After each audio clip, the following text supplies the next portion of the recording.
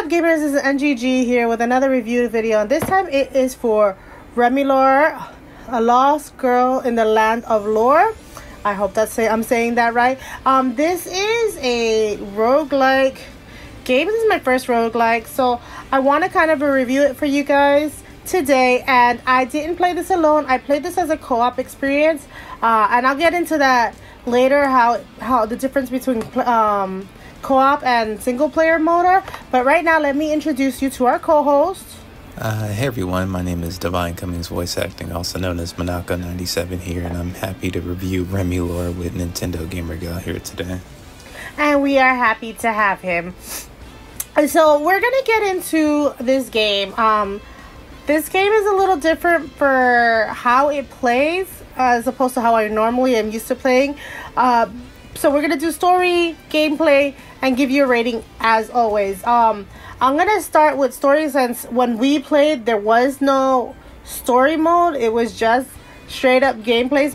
So in Remilore, you are this girl who is transported from your school into this world and by this book named Lore, and you don't know how to get back. You have scared this book, and he had transported you into his world, and now you have to try to fight your way to a specialty gate to get yourself home. And while you are going on your way home, you are running into all of these mech creatures and things, and you also run into this girl that's in there, and she wants to take the book, which is called Lore, from you and have him open a portal so that she can get out. But Lore has already told you that he can only open the portal once in order to get you out. So you don't want the girl that's in there grabbing Lore from you, because then there's no way for you to get back home to your school where you were transported from. So that's the basis of the story. You're literally running away from this mech girl who is trying to steal the book, and you're really just trying to get to this big old gate at the end to get home, on your way home. And that's the gist of the story. I know you didn't play the story mode, so we're gonna shoot straight into gameplay, and let's have you take away gameplay in the multiplayer section, and I'll handle it as a single player. Alright, so gameplay wise, like Gamer Gal was saying, you have single player story mode, and then you have co-op mode. Co-op mode kind of just throws you into the mix of things. Like, they kind of assume that you already know how to play from the tutorial section and just doing the story mode in general. If you haven't beat the game, I'm pretty sure it's just the main character, but if you do, I'm pretty sure they give you the alternate character from beating the story mode.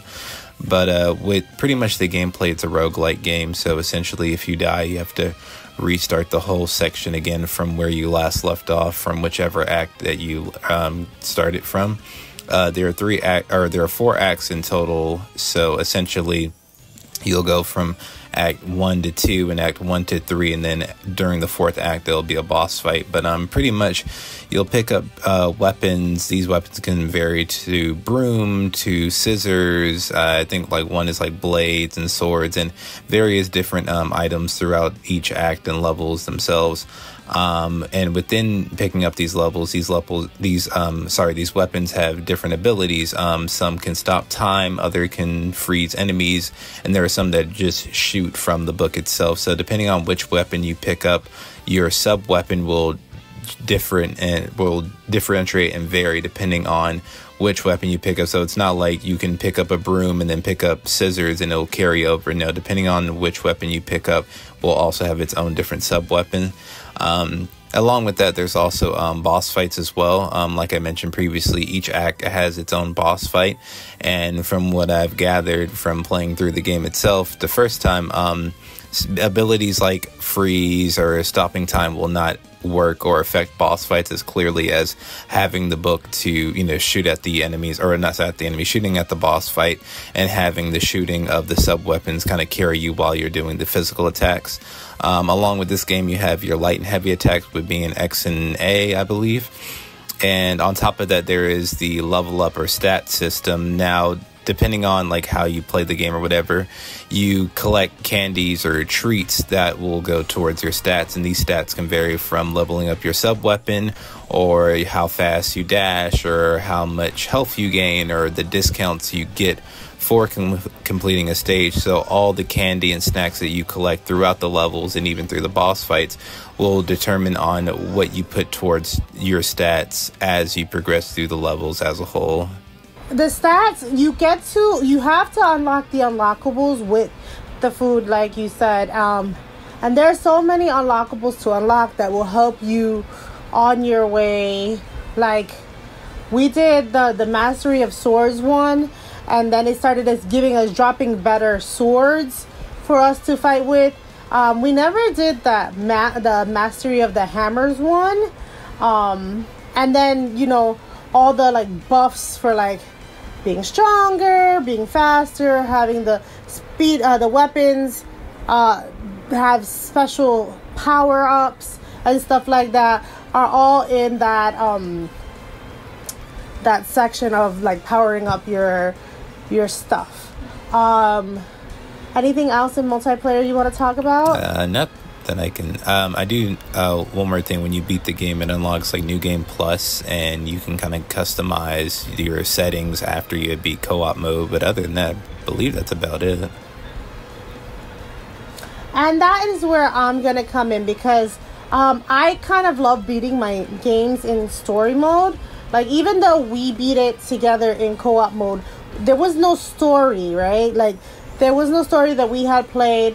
And I hadn't beat it by myself because this is my first roguelike. I don't know if I've already said that, but this is my first roguelike, and I'm not used to playing roguelikes, and so I kept dying before we played it together, and I didn't understand how the concept of roguelikes worked.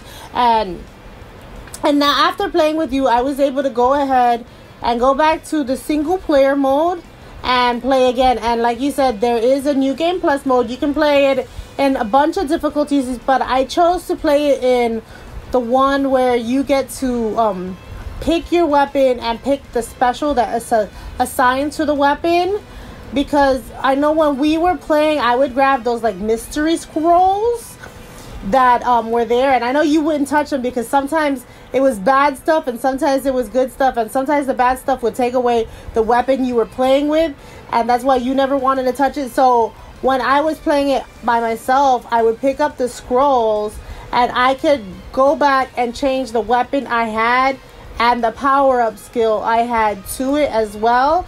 So it didn't hurt me as bad as it hurt when we went through it the first time. And I was able to keep my S-class weapons. So, like, the first 3 acts, I did just fine. I was able to, like, just go through them. But when it came to the 4th act, I would get to, like, 4-3 and then die and then have to begin the 4th act again from the scratch. So I kept dying in the 4th act and having to repeat it. I think I spent, like, maybe 4 hours struggle busting the 4th act. And mind you, I already had my ultimate weapon from when we played. It still wasn't enough, right? So I was able to beat the storyline and see the ending, that because when we got to the ending in the single player mode, there was nothing there. Like, we didn't know that there, like, I didn't know when I came to the single player mode that there was going to be a second boss in Act 3. So I beat the first boss in Act 4-4, and then I died and had to go straight back to the first act when I got to the second boss, and I was like, oh crud. So it is a hard game. It's not super easy. So now that we've talked about gameplay, story mode, in single and multiplayer, let's get us a rating for you. What would you give Remilore? Okay. I would give Remilore a 3 out of 5. It's a cool game and whatnot. It's not like a terrible game or nothing like that. I just feel like, for one, story mode can't be done co-op. It has to be done like just solo by yourself when it comes to the story mode. And two, when you do co-op, they expect you to already know how to play from the get-go with the tutorials, the level up stats, how weapons work, etc. They expect you just to know like how the game functions as a whole when you get to co-op mode. And then not only that, but the other reason why I give it a 3 out of 5 is for the simple fact that it's very short. If it wasn't like a roguelike type of game where if you die you restart from the beginning, it's a very short game. Like I think, you know, co-op mode, playing it with somebody else, it's only 4 out of 4 acts. So once you get to 4-4, essentially the game is just over and done with, and it rolls credits. So if it wasn't for the fact that it was a roguelike game, you know, to pad it out, it was essentially be a shorter experience. But because we were trying to, you know, go through and figure out the mechanics, because we were trying to go through and level up and get stats and everything, that's what made the experience longer, was understanding it and not really the game itself, you know, teaching you and kind of guiding you through understanding it. You're kind of doing it yourself and, you know, being self-taught, which is why I give RemiLore a 3 out of 5. Yeah, I mean, I totally agree that the game didn't teach you how to play in multiplayer mode. Unfortunately, it did teach you how to play in single player mode, but since I hadn't played it in so long and you had never played the single player mode, it wouldn't really teach you anything. You really were just struggle busting it in the very beginning. So I understand where you're coming from.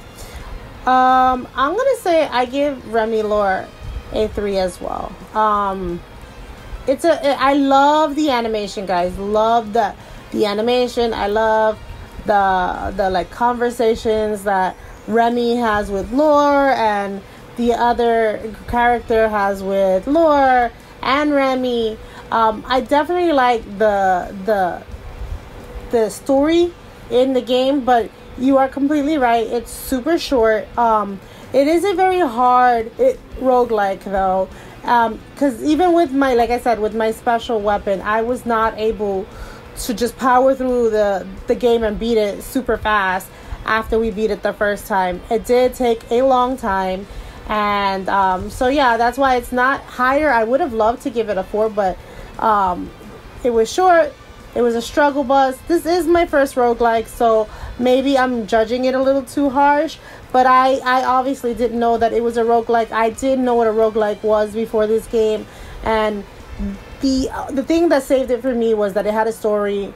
The animations were great. The backgrounds were great. The enemies were, I feel like they were sufficiently tough where like if you knew the strategy on how to beat them, you could beat them. If you didn't, you'd have to learn the strategy. So I would say, yeah, a 3 out of 5 is a perfect score. Do you want to give us your exit ticket? Yeah, sure. So you can find me on YouTube at Divine Cummings Voice Acting, and you can find me at the rest of my social medias at Divine Voiceover, which will be in the description of this video. And thank you, Nintendo Gamer Gal, for having me today. Thank you for joining me on the review and playing the game with me as well. Thank you guys for watching. Happy gaming. Bye.